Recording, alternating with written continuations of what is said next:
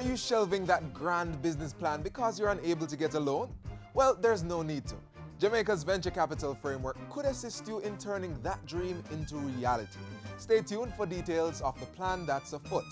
Plus, 6 days to go before the big day, Election Day, for most Jamaicans. We have an update on what's being done as well as the do's and don'ts. And encouraging good behavior in students. Get details of a unique program to reward the little ones. Hey, how you doing? Thanks for joining us. The program is Jamaica Magazine. We have lots of pages to turn today, so let's get things moving with this message.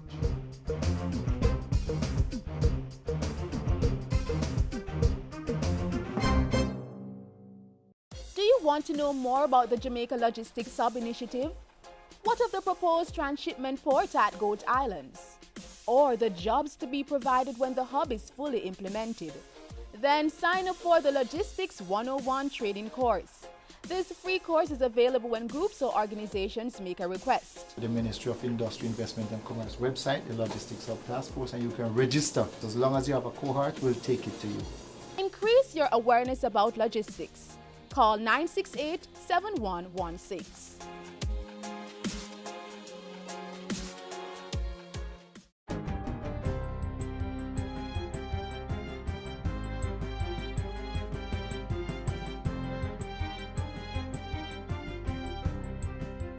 Good day, I'm Tamara McHale, and this is your GIS News for Friday, February 19.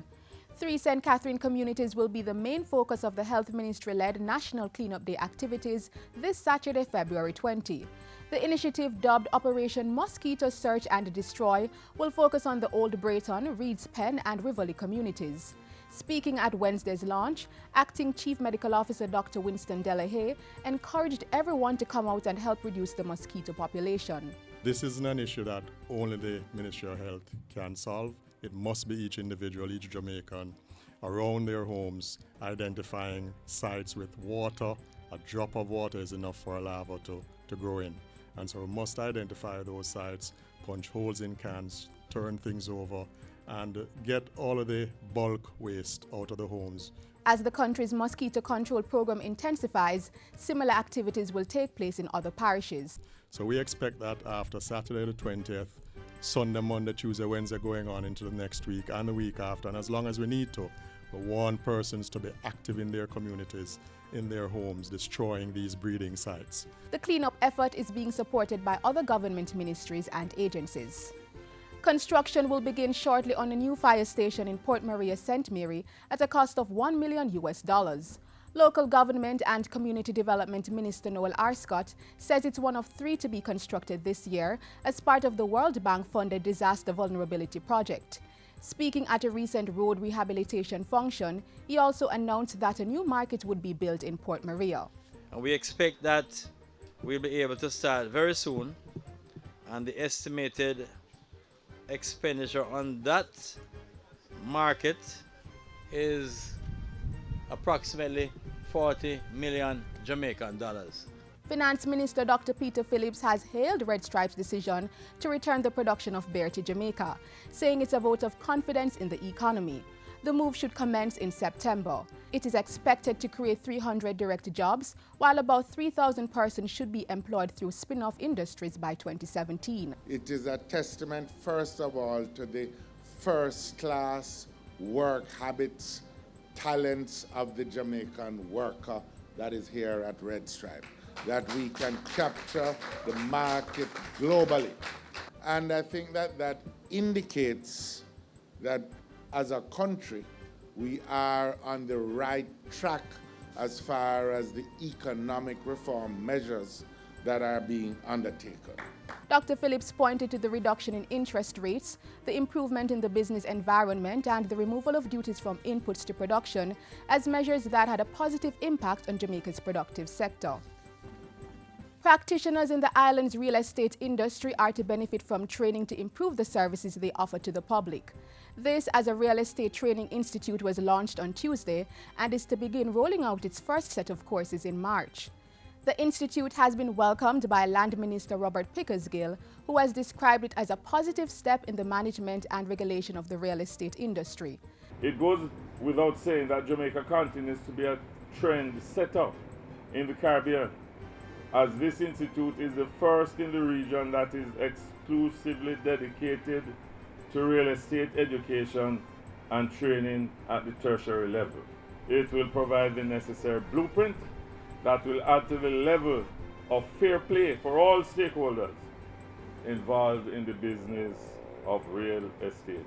The institute, located at 1 Surbiton Road in Kingston, was formed by the Real Estate Board and Commission of Strata Corporations. The country's national training agency, the Hard Trust NTA, is now utilizing labor market research to create more relevant job opportunities for Jamaicans. The move has been welcomed by Education Minister Reverend Ronald Thwaites, who has emphasized that the partnership with the Labor Ministry is ensuring that present and forecasted labor market needs will be filled. Never before, you students, have we had an opportunity like this. It assists us to have focus in our studies and to make reasonable choices, which will prevent the disappointment experienced by so many who qualify themselves without proper research and information. Minister Thwaites was speaking at HART's inaugural Labor Market Research Day on Tuesday. It was part of several activities for HART's annual National Career Development Awareness Week.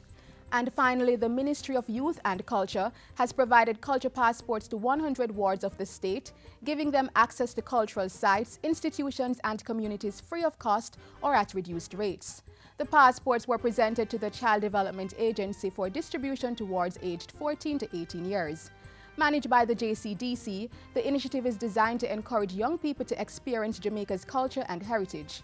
Principal Director of Culture and Creative Industries Policy Division in the ministry, Dr. Janice Lindsay, says the program has been fairly successful since it was unveiled in June last year. We have committed to produce 10,000 passports by 2017-2018. Thus far, we have produced just over 2,000, and those are now being disseminated to various schools. So there are a number of parishes so far that already the passports are in circulation. So it is happening. And that's it for JIS News today. I'm Tamara McHale. Thank you for watching.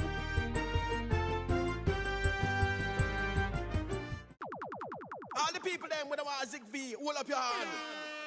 Zig V in the Caribbean territory, but we now want that virus take set pan we. So make sure send no stagnant water inside and mash up all mosquito breed inside. Pour hole in the tin them where you dash way and change the water in your vase every day. No litter, dispose of your garbage proper. You know them the thing that we turn drain backer. Tour your community and tour your yard for suppress mosquito. We have figure hard dash we old tire turn over drum pan for prevention is the greatest weapon. And special shout out to pregnant ladies, protect yourselves and protect your babies. Draw for your zapper and your mosquito spray. If you do all that we can to keep them away. For we know wasing thing. So you want to start a business, but you are unable to access a loan to get things up and running. What are your options? Well, one can get the money through venture capital, a plausible alternative to debt financing. With that in mind, the Development Bank of Jamaica is trying to streamline the framework for the industry. Let's find out how.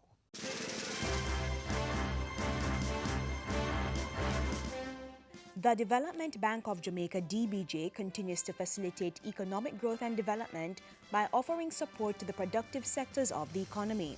This is being achieved by providing financial and technical assistance to businesses, including micro, small and medium-sized enterprises (MSMEs). 3 initiatives were rolled out to increase an MSME's access to credit: the Credit Enhancement Facility for those unable to meet collateral requirements, a voucher for technical assistance, and the Innovation Grant from New Ideas to Entrepreneurship Ignite project. We are proud of the achievements of these programs, but we have also recognized the existence of certain remaining gaps in our product offerings. And so in 2013, DBJ signed a technical cooperation agreement with the Inter-American Development Bank IDB to, among other things, develop a venture capital ecosystem and a new venture capital and private equity fund. Venture capital has to do with individuals or companies providing money to fund a business in exchange for a stake in the company. 3 years on, ladies and gentlemen, I think we can say that we've done reasonably well. The DBJ has already established the legal taxation and regulatory framework, hosted executive training workshops and 2 venture capital conferences, identified sources of funding, and rolled out additional programs to help entrepreneurs. We have added to those industry milestones with the training of 150 pension fund trustees and managers and the mobilization of some US $11 million or 1.3 billion Jamaican dollars from local investors, including 25 pension funds by Portland Private Equity, Fund 2, one of the fund managers who responded to our call for proposals. To build on those gains, in February 2016, the DBJ signed a second technical cooperation agreement with the IDB. It has a value of about $420 million. The DBJ will put about $275 million towards the project, while the IDB will fund the remainder. The aim is to strengthen the gains in the first cooperation agreement by enhancing the human capacity and financial resources for entrepreneurs. The goal is also to finalize the legal and regulatory framework for cross-border venture capital transactions. And finally, the duty of building awareness generally of the industry and disseminating related information. We're really looking to not just learn from how we're doing this, but also make sure that we're doing it in a way that we can replicate it in other countries around the region. In accepting the role of catalyst for the venture capital industry in Jamaica, the DBJ is hoping to establish the Jamaica Private Equity and Venture Capital Association in 2016. An upcoming conference, the 3rd Venture Capital Conference, will assist in the development of the association. It's being held from March 7 to 9 at the Jamaica Pegasus Hotel. The theme for this year is The Power of Smart Capital, expanding the financial landscape, fueling innovation, driving entrepreneurship. It gives us an opportunity to bring together our stakeholders, whether it's the local stakeholders, international stakeholders, international expertise, information on best practices and global trends, insights into the private equity opportunities within Jamaica, and opportunities to diversify investment portfolios. For more information on the DBJ's suite of initiatives to assist businesses in the productive sector, as well as the Venture Capital Fund, contact the DBJ 118 to 15 Oxford Road, Kingston 5 at 929-4000.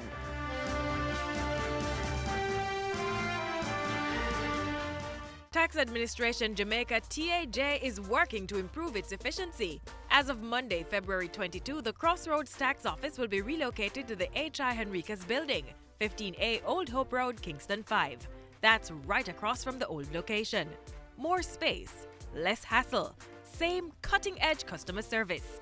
TAJ, working to serve you, our valued customer, even better. We want a productive Jamaica. We all are productive Jamaicans. Productivity to move forward on this land. Productivity, that's the way to go, we should understand. Productivity is the way to go for all us Jamaicans. Small business, big business, old and young, we are tell every woman and man. We want growth and prosperity for a better nation with a building plan. So we can build our product and sell our product and put more money in our hand. Our economy can rise to a level and build a better nation. Productivity to move forward on this land. Productivity, that's the way to go, we should understand. Productivity to move forward on this land. Productivity, that's the way to go, we should understand. Productivity. Productivity, pathway to prosperity. A message brought to you by the Jamaica Productivity Center, a department of the Ministry of Labor and Social Security. Switching gears now to another important and timely topic, the general elections. What has the Electoral Office of Jamaica been doing to ensure everything goes well on election day? Can I take a picture of my ballot? The answer to those questions and more next.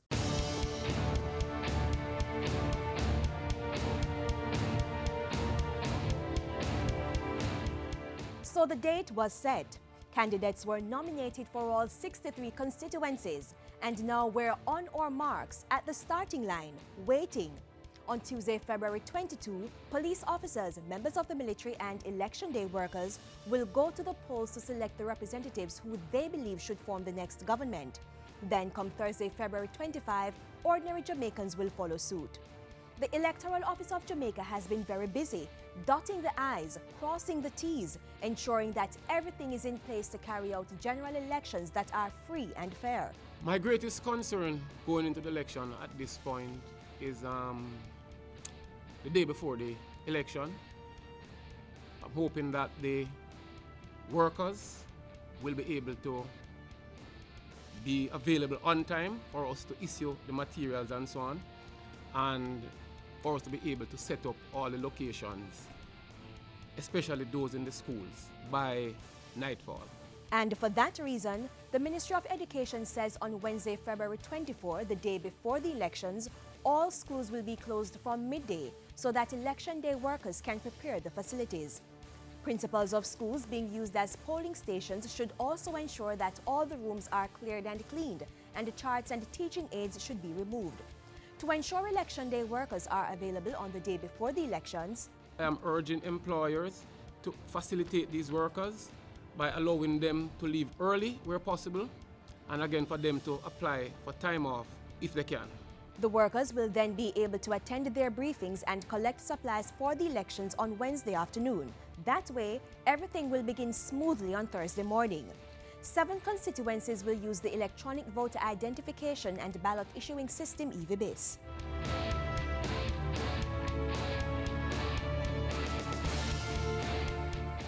In keeping with Section 33 of the Representation of the People Act, individuals will be able to go to the polls from 7 a.m. to 5 p.m. on Thursday, February 25. The Electoral Office requires approximately 20,000 workers, inclusive of reserves, to man the 7,039 polling stations. These workers have been trained and retrained to ensure they know what to do on the day. Voters too need to remember the do's and don'ts, such as no one is allowed to vote openly, meaning your mark on your ballot must be private, and one is not allowed to take pictures to show who they voted for. If someone should vote openly or to display the ballot, that the presiding officer is required to destroy that ballot paper and to warn the elector.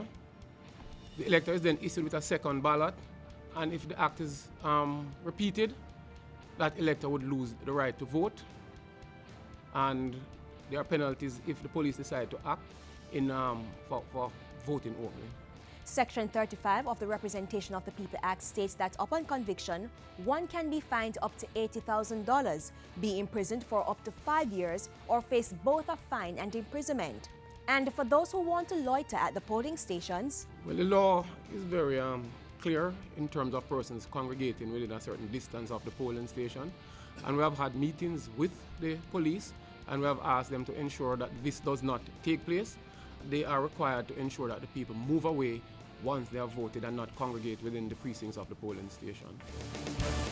On election day, the Electoral Office is planning to collect the information on all electors in terms of their demographics and so on, which will allow us to provide a profile as to the persons who actually turn out. So, for example, we will be able to say what percentage of voters are between a particular age or the sex and so on, the gender. So the EOJ is in the final stages of preparation to ensure that the February 25 elections are free and fair. You can add your contribution. On election day, put your X beside, well, the symbol corresponding with the name of the candidate of your choice. We leave you with a few voting tips. The correct way to vote. Step 1. Find out exactly where you are to vote before election day. Step 2. Thank you very much. Present your voter's identification card and follow the instructions of the presiding officer. Step 3. Once your identity has been verified and your name is found on the voters list, you will be issued a ballot paper. Step 4. Go behind the voting booth and mark an X with the pencil provided beside the candidate of your choice. Then, fold your ballot twice, leaving the flap out. Step 5. Give the ballot to the presiding officer. Then, dip your right index finger in the electoral ink and watch while your unopened ballot is put in the box. Step 6. Leave the vicinity in a peaceful manner. Your vote is your voice. Make it count.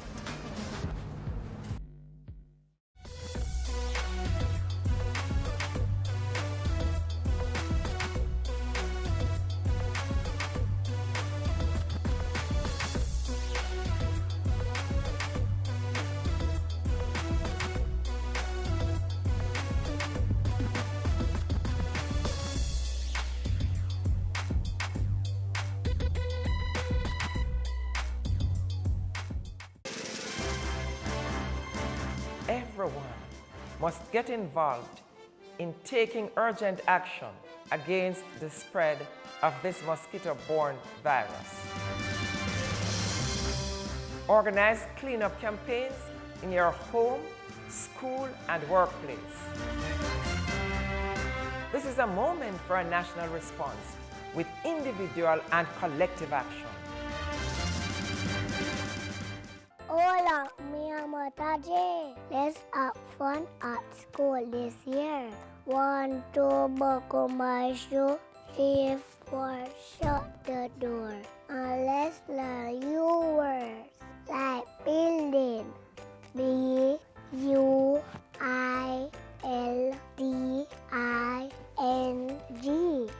And vegetable, yum yum. V-E-G-E-T-A-B-L-E.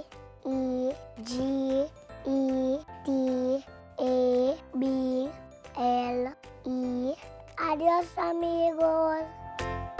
While the little ones seek to have fun while learning at school, they also have to model good behavior. And since encouragement sweetens labor, one organization has formed a partnership with the Ministry of Education to reward those students who behave well.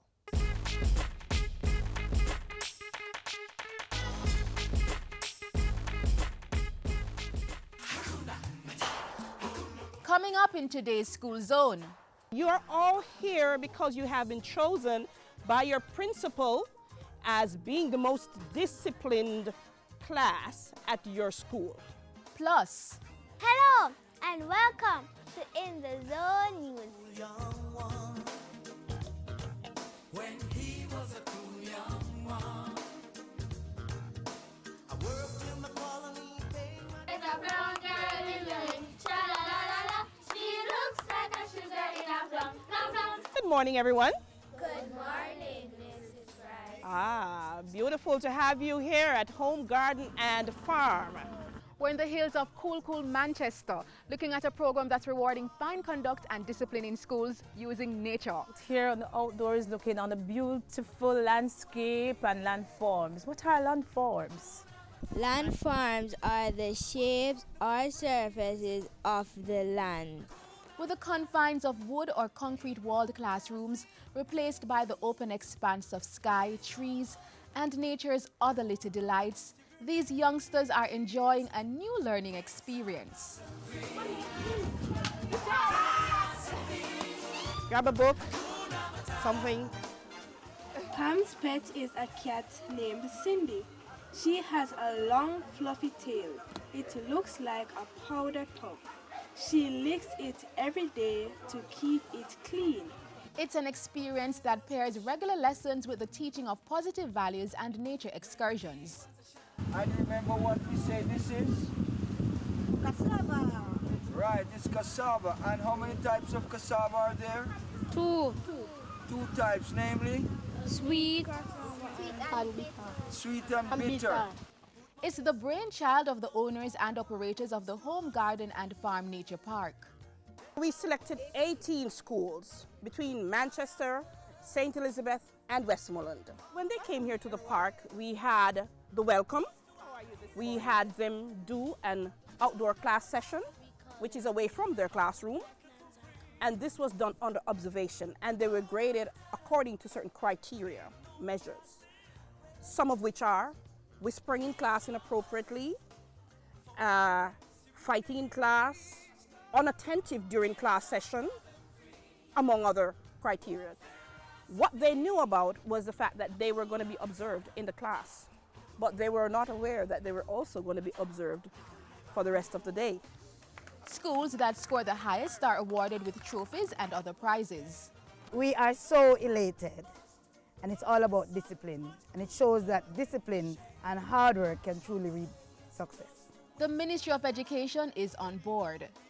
Because it would have impacted our students in schools, and especially in the area of discipline.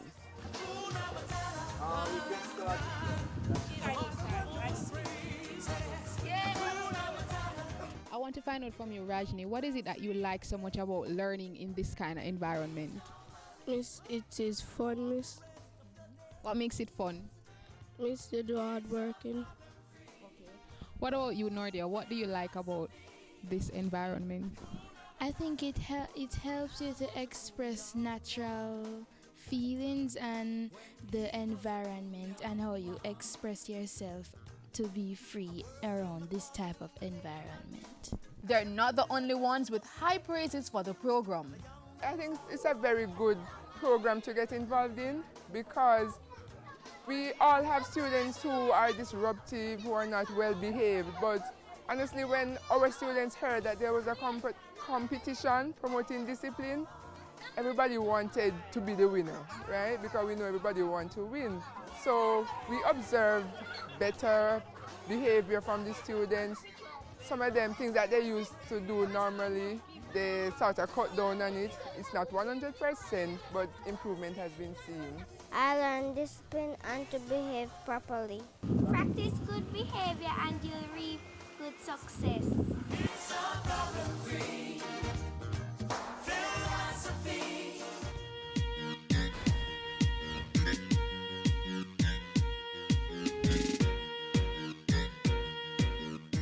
Hello and welcome to In the Zone News. I am Rizka Gibbon. Recently, many students helped to clean up their schools. It was planned by the Ministry of Education to destroy the mosquito that spread Zika. Let's hear from one student.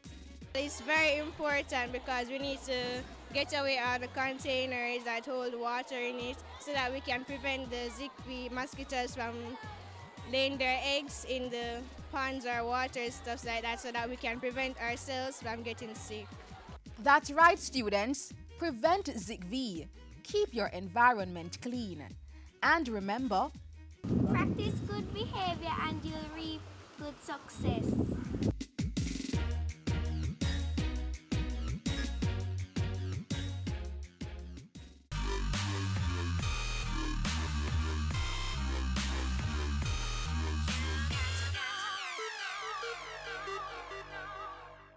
This is where we close the pages on today's magazine. Thanks for your company. Be sure to return tomorrow. We'll have another program lined up for you on this station. In the meantime, keep the link in cyberspace. Visit jis.gov.jm, follow us on Facebook and Twitter, and check out our YouTube channel. If you have a comment, you may send an email to jamaicamagazine@jis.gov.jm. Until next time, I'm Theodore Henry. You take care.